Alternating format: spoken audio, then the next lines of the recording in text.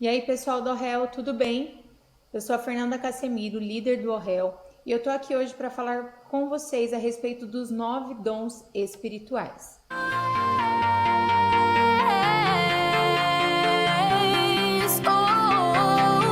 Tu és real e estás em mim. Tua verdade toma conta do meu ser. Lá em 1 Coríntios 12, diz a respeito disso, a partir do versículo 7, que diz assim: A cada um, porém, é dada a manifestação do Espírito, visando ao bem comum. Pelo Espírito a um é dada a palavra de sabedoria, a outro, pelo mesmo Espírito, a palavra de conhecimento, a outro, fé, pelo mesmo Espírito, a outro, dons de curar, pelo único Espírito, a outro, poder para operar milagres, a outro, profecia, a outro, discernimento de espíritos, a outro, variedade de línguas e ainda a outro, interpretação de línguas. Todas essas coisas, porém, são realizadas pelo mesmo e único Espírito, e ele as distribui individualmente a cada um como quer. Então, quando a gente fala a respeito dos 9 dons espirituais, né, como a Dani explicou no último vídeo, o que é o dom, né? Como eu vou saber se eu tenho um dom ou não tenho? O que nós vamos falar hoje é a respeito sobre cada um deles. Semana passada vocês entenderam o que ele é, e essa semana a gente vai destrinchar sobre cada um. Então nós vamos começar lá pela palavra de sabedoria. O que é a palavra de sabedoria, né? A Bíblia nos diz que se nós pedirmos sabedoria ao Senhor, ele nos dá ela de forma liberal. E aqui a gente fala a palavra de sabedoria todo mundo tem? Não, não é uma sabedoria comum. Não é a experiência que você tem ou uma pessoa sábia que estudou. Não, quando a gente fala sobre palavra de sabedoria, é uma palavra que foi revelada do Senhor. É uma sabedoria espiritual. Um exemplo disso, José. José, ele revela o sonho a Faraó. Então ele fala ali das 7 vacas gordas, das 7 vacas magras, que simbolizam os anos de fartura e os anos de pobreza, né? E o que ele faz ao revelar? Ele simplesmente revela? Não. Ele revela e aconselha a Faraó. Então ele diz a Faraó: você terá 7 anos de fartura, 7 anos de pobreza, porém eu aconselho que você haja desta maneira. Então isso é uma palavra de sabedoria. Ele tinha esse dom, né, de sabedoria, de orientar com sabedoria. E aí quando a gente fala sobre a palavra de conhecimento, ela se assemelha muito à palavra de sabedoria. Mas qual que é a diferença? Quando a gente fala sobre a palavra de conhecimento, ela nos auxilia a compreender uma situação. Então, muitas vezes o pastor ele vem, ele prega algo, e aí espiritualmente algo que para você era muito comum e estava fluindo de uma maneira comum, você passa a ver de forma espiritual. Por quê? Aquela pregação, aquilo que o pastor falou, ele trouxe um conhecimento espiritual do qual você não estava discernindo, né? Às vezes você estava cometendo um pecado e esse pecado estava de forma natural na sua vida, você estava vivendo como se nada estivesse acontecendo. Quando essa palavra de conhecimento ela vem através da vida do pastor, através da vida de alguém, ela te traz como eu posso dizer, ela abre os seus olhos espirituais para algo que está acontecendo. Ou muitas vezes a pessoa que possui esse dom da palavra do conhecimento, o Senhor revela algo ou uma situação para ela. Muitas vezes é para ela ir, né? Deus revelou sobre o pecado de alguém, né? Às vezes Deus revela e já dá ali para essa mesma pessoa uma palavra de juízo, onde ela vai chamar essa pessoa, ela vai orientar, não haja dessa forma de acordo com o que o Espírito Santo tratou para ela. Ou não, ou somente o Senhor vai revelar algo para que ela ore, para que ela clame ao Senhor a respeito disso. Logo depois a gente tem o discernimento de espírito. O que seria esse dom? Esse dom de discernimento do espírito, ele é algo que não permite que a igreja caia em engano. Uma pessoa que tem esse discernimento do Espírito, ela consegue visualizar através do Espírito Santo se aquela situação, se aquilo que está acontecendo é ou não da parte do Senhor.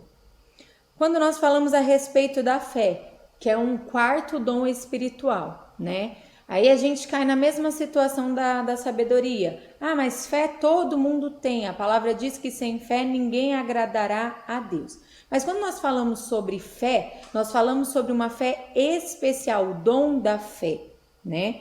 É uma fé muito especial. Vamos colocar ali Eliseu. Eliseu, lá em 1 Reis 6, ele pede ao Senhor que este exército seja ferido de cegueira. E acontece. O que ele pediu acontece. Então, assim, é uma fé sobrenatural. Quando o sol para, quando Josué ora e o sol para, é uma fé que é sobrenatural. Isto é um dom espiritual. Não é uma fé comum que todos nós temos. Eu creio em Deus. Não é somente o crer em Deus. É algo mais profundo. É uma fé que você ora e o sol para. É uma fé que você pede para ser ferido de cegueira e acontece. É uma fé especial. É um dom da fé. Tem também o dom da cura, que é muito simples de entender. O dom da cura é quando você ora e aquela pessoa ela é curada de uma doença, ela levanta da cadeira de rodas e ela começa a andar, ela tem uma doença que não tem cura para a medicina, e aí a pessoa ora e essa pessoa é curada. Então essa pessoa logo ela tem o dom da cura. Temos também o dom de milagres. Qual que é a diferença do dom de milagre e o dom de curar? Quando a gente fala do dom de curar, é cura na questão de saúde mesmo. O paralítico anda, o cego vê, o surdo ouve, isso são curas. Quando a gente fala de milagres, são situações que acontecem que não estão atrelados à cura. Então, por exemplo, quando Jesus transforma a água em vinho, é um dom de milagre, né? Quando, por exemplo, ele multiplica os pães e os peixes, é um dom de milagre, né? São os milagres e maravilhas. Agora tem também o dom da profecia, né? O que é o dom da profecia? É quando você profetiza e transmite uma mensagem inspirada no Senhor. E geralmente, quando a gente fala em profecia, são sempre palavras que confirmam um propósito de Deus, que exorta ou consola alguém. Então, sempre que a gente fala em profecia, é um ato profético onde você transmite inspirado por Deus, seja uma confirmação de Deus de algo que a pessoa já está procurando, ou uma exortação, né? Às vezes Deus exorta o povo a respeito de uma situação, ou consolo diante de uma situação que a pessoa está ali vivendo. A variedade de línguas é o falar em línguas que você não conhece. A variedade de línguas é quando você fala em línguas que você não conhece. Não necessariamente, né, em outras línguas. Pode acontecer? Sim, pode acontecer. Mas é todo um contexto que nós temos que nos aprofundar e eu não vou me aprofundar hoje.